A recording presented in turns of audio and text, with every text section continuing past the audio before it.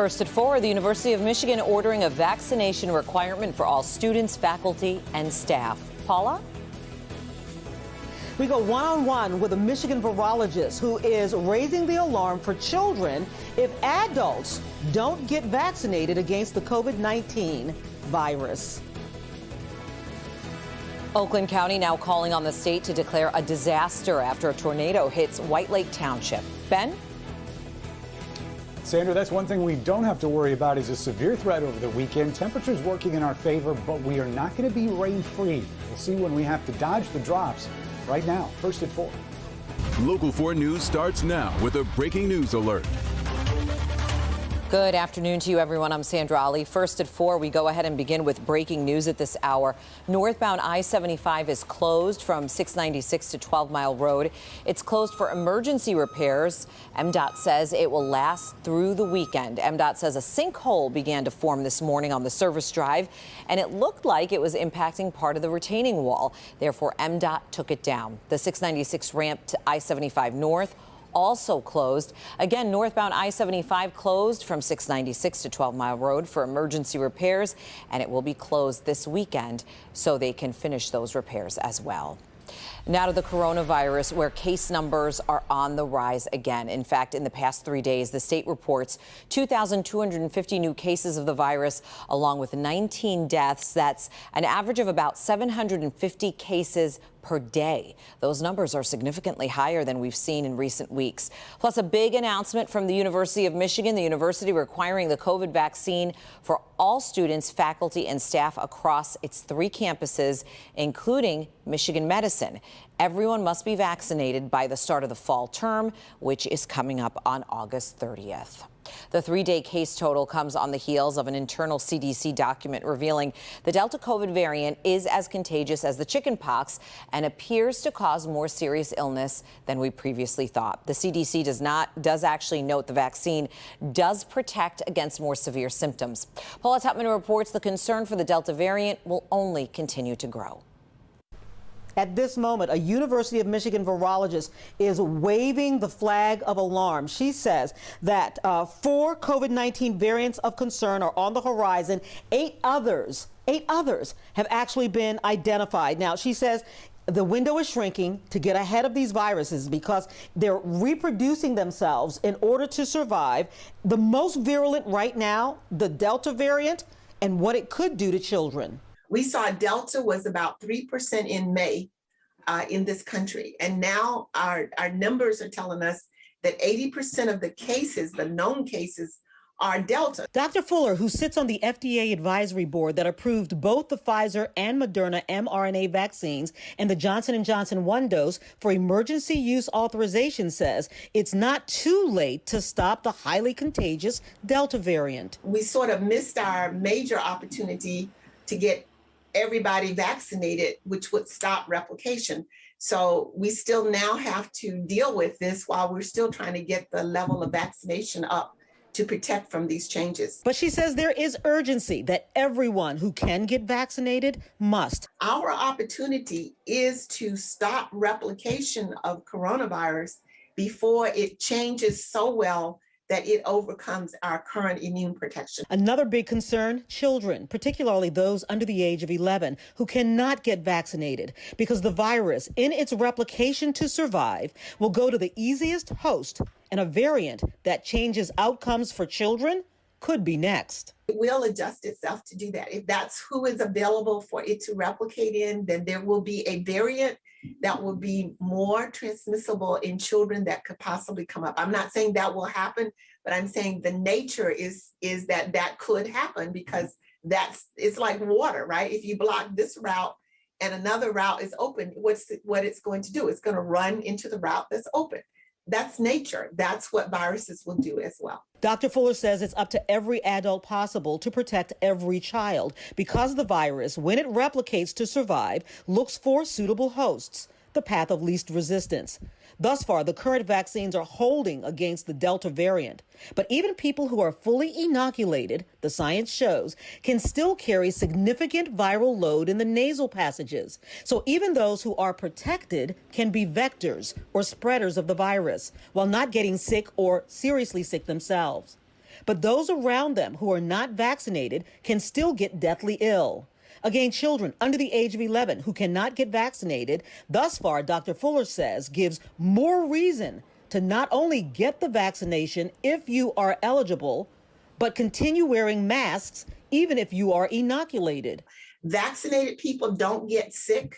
Typically, most of them don't, but they may have virus. And if I am vaccinated, I have virus that I'm making even a little bit in my nasal passages. 2 cells are infected, each making thousands of virus.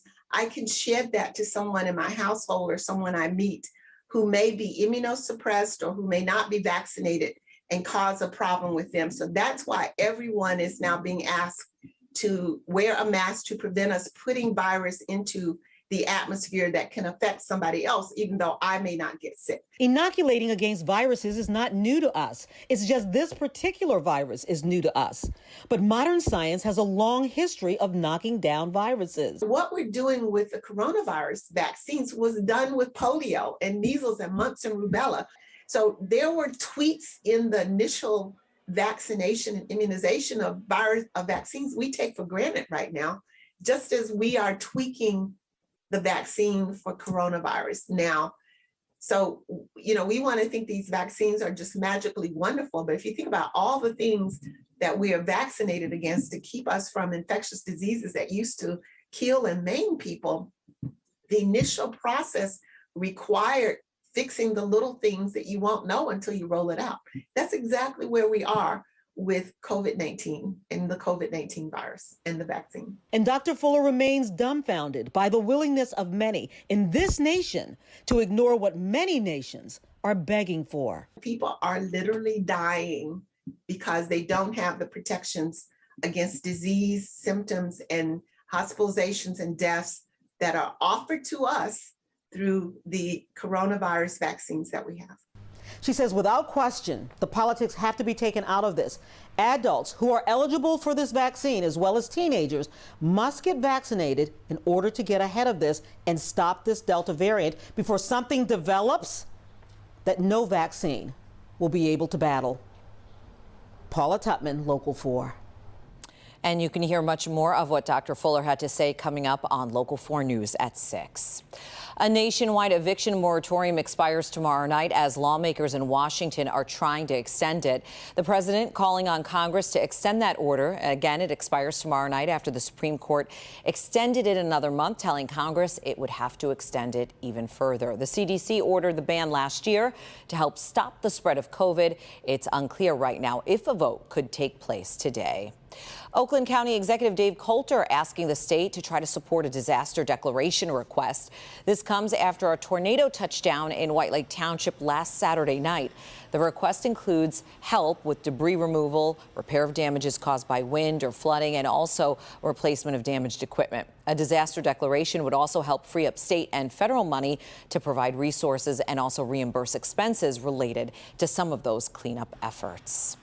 Today, political titan and retired Senator Carl Levin was laid to rest. Levin passed away yesterday at the age of 87. His funeral took place a short time ago in accordance to his Jewish faith, which says that he should be buried within 24 hours of his passing. Levin, as you may know, was Michigan's longest-serving U.S. senator and got his start in politics with Detroit City Council. During his 36 years on Capitol Hill, he was known as a legislator who often worked across the aisle with his Republican counterparts. He was a respected voice on military issues, spending years leading the Senate Armed Services Committee.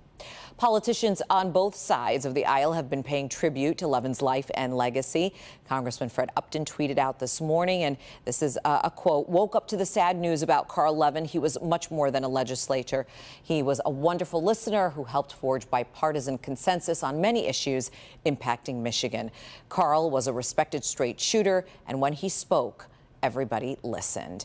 And on the other side of the aisle, Congresswoman Debbie Dingell tweeted out, and again, this is another quote, "Carl Levin was one of the most decent human beings to walk the face of the earth. He was John Dingell's best friend and partner in Congress." She goes on to say he was a steadfast leader who always stood up for what was right and knew every ounce about every issue.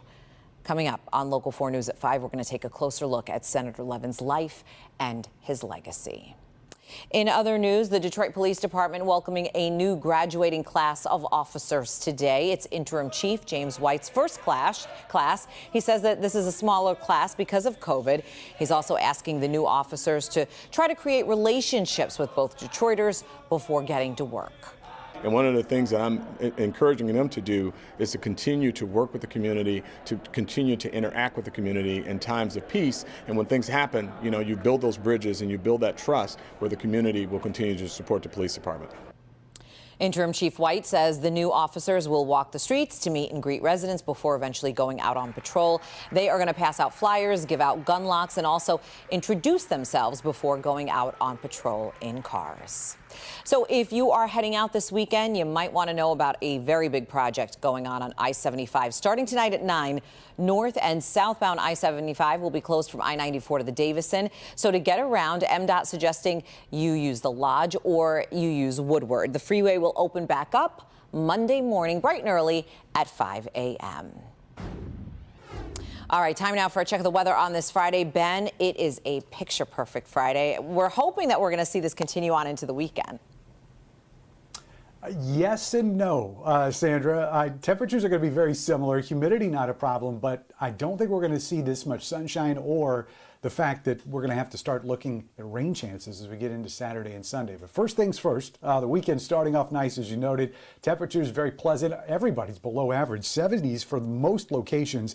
Metro Airport's at 77, and you can see some upper 60s there in the North Zone. Sandusky, 68. Port Huron at that same mark. This is noticeably cooler from yesterday. 10 to 15 degrees cooler, especially in those areas that are north of 8 Mile. Compared to our Thursday highs. Now, as you look at the radar, there is some activity out here in southern parts of Minnesota, northern Iowa. That is all going to dive south of us, so that is not of our concern. But that system that you see just now starting to move around the U.S.-Canadian border, that's going to play into our forecast once we get into the later hours of Saturday. So it looks like we're going to get through the daylight hours dry on Saturday. By about 7 o'clock or so, we'll start seeing some showers develop in the north zone. Those are going to sink south, especially overnight. So again, a lot of us get through the daylight hours dry. The last of that round moves through. Probably about daybreak Sunday, we start to dry out and should stay that way until the afternoon. And then you'll see some pop-up showers across the area. All of this stuff is going to be really light. Even if you see a shower, that's what I'm trying to say here, it is not going to provide a whole lot of measurable moisture. That stuff is going to be gone by Sunday evening. And then we've got a dry start to the work week. In fact, I dare say a lot of us are going to be completely dry for the next work week. 57 will be the low temperature tonight. South zone lows anywhere between 53 and even some 51s there in the middle part of the south zone. West zone numbers will be in the low to mid 50s, pretty close to that 49 out there in Livingston and Genesee County. And 50 to 54 is what we're looking at for the most part, but could see some cooler numbers in Lexington and St. Clair by tomorrow morning. Otherwise, high temperatures going to 80, just a beautiful afternoon, or beautiful day, I should say, at least dry. Most of that sunshine is going to be coming in the morning as those clouds start to increase in the second half of the day. So Sunday, the showers are around. And again, this is not going to be all day. Most of that is going to be in the afternoon hours. But notice those temperatures all the way through the end of next work week at or below average. And the average high this time of year, Sandra, 83 degrees. So we're doing pretty good on temperatures, but there will be a couple drops at times this weekend. All right. Thank you, Ben. Well, before we go, let's go ahead and get you caught up on the medal count. Right now, the United States leading in total medals with 41. China right behind with 40. The ROC is third with 34 medals. Japan, Great Britain rounding out the top 5 in the gold medal standings. China leads with 18 golds. The U.S. is second with 14. And now here's a look at your on-air lineup coming up for tonight here on this Friday night on Local 4. At 7, it's Jeopardy, followed by our Olympic Zone special and primetime Olympic coverage.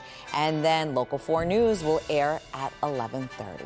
Thank you so much for joining us today, first at 4 here on ClickOnDetroit.com. We are back on air with Local 4 News at 5 after the Olympics. We'll see you then.